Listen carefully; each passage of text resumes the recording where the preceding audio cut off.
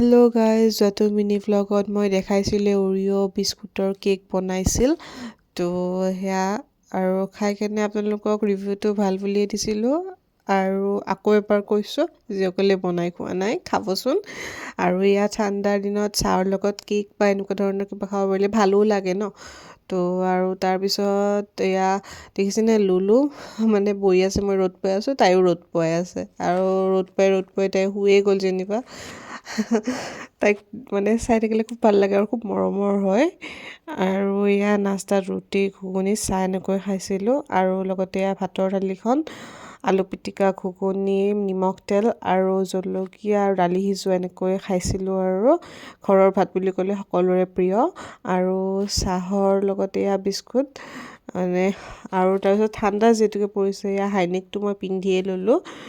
আৰু তাৰপিছতে এয়া পকৰি খালোঁ, খুব ভাল